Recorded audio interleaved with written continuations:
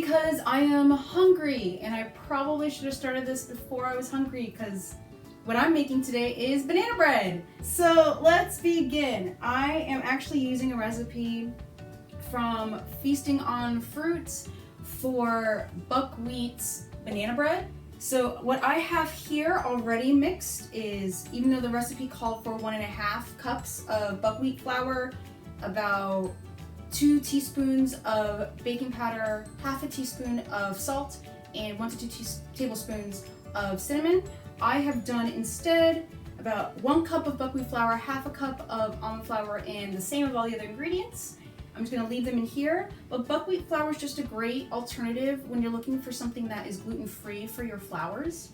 Also, it has an okay amount of protein as compared to other flours, and it has a low glycemic index, so you know that when you are absorbing sugar in your body, you're actually absorbing it at a slower rate as compared to other flours, which is good because you won't have that spike of insulin. Now that cinnamon is also great because cinnamon helps lower the absorption or slow down the absorption of sugar in your body as well.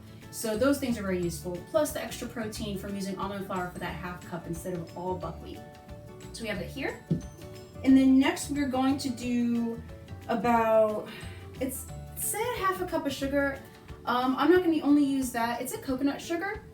I'm gonna use about a 1/4 cup of lower processed sugar, because I just don't, the more it's processed, the more refined it is, the less nutrients it has. Granted, sugar doesn't always have a lot, but you know. And then we're gonna put probably about a 1/4 cup of honey. Now, I'm also putting molasses in it. It said that molasses is an optional choice. However, I've noticed whenever I use honey with these recipes, instead of sugar, the molasses helps bring out that flavor of the sweetness. Right here I have about 2 to 3 tablespoons of molasses mixed with about 2 to 3 mashed bananas. I did not just use mashed bananas, I used the leftover plantains from my last recipe that I still had not used, as well as about 2. So since it's between 2 and 3, I figured I'd just use the leftovers from the plantains. And I already mashed them up, less for me to do now. I also mash them up and just store them, it's just easier. So we're gonna just mix it, and we're going to do a bit of nut butter. The recipe says almond butter or any nut butter. Since I make my own, I'm just gonna dump it. I'm gonna guess that's probably about 4, I don't know. That's probably about half a cup. I have no clue if I'm right. It looks like it's the right amount. I kind of had to eyeball it, but the volume's good for dry to wet ingredients, so I think I'll be fine. And then we're gonna use about a teaspoon of vanilla extract. I'm not measuring. Just gonna pour it, see what happens. So what is left is about 3/4 cup of non-dairy milk. Now you can use dairy milk if you want, but this recipe is actually a vegan recipe. So I am using almond milk. The recipe also calls for, instead of almond milk, using sparkling water, and that helps increase the fluffiness according to the recipe that they give. However, A, I don't have sparkling water on hand and I really don't want to have to get more. And B, I think that the non-dairy milk will add more flavor to it. Granted, I mean, I already put almonds in my nut butter and almond flour, so what's a little more almond in it? Because I'm using almond milk, if that wasn't already obvious by me saying what I just said before. That's all right. So we're just mixy. And now I'm gonna pour the dry into the wet. So just slowly add it. You don't want to overmix. Do not want to overmix.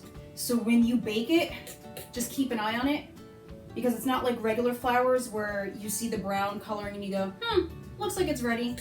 It's not like that with whole wheat flours or buckwheat flours or any flour that has a brown color to it. You have to keep your eye on it more frequently. Not to say you should open up the oven every 5 minutes, that's a bad idea. It won't cook. Okay, we are ready to pour into our loaf pans. I have already, I think I did. Yeah, I believe I remember. Yeah, I see bubbles, so I already greased it. So we're just gonna pour this in a greased pan. So now we are going to throw these in the oven for about 45-50 minutes. And while I'm doing that, I guess I'll have another snack or something, or maybe tea, I don't know. Okay, we're done. I let them cool for about 15 minutes, 10-15 minutes or so. So we're looking at about an hour altogether. So let's see what they look like. They sure look pretty good to me. Lots of cracks, but they still look pretty delicious. And they smell very, very, very delicious. Okay, and let's cut a piece. I just don't know which one. They're about even, so whatever. First I'm gonna take a bite, and I'm gonna have a bite with some butter, some beurre in French. And this is what it looks like. It's very dense, it's very hot, it is smoking, and it hurts my hands. So yeah. So let's try a little bit without butter. Oh my gosh, it's like dense, but not dense. It looks dense, but it's still airy. It's almost creamy inside, but it's not undercooked. It like melts in your mouth. This is a very good recipe. I don't think this is gonna last longer than a week. Spare some butter. Now, if you want to stay vegan, you can use a vegan spread with this. I don't really think you even need to add anything. I just like putting extra butter because who doesn't like extra fat? The banana bread like this, you have low glycemic index, so a better, slower process of taking in the sugars. You have higher proteins. You also have the healthy sugars from the honey and the lower processed sugars in general, and the banana.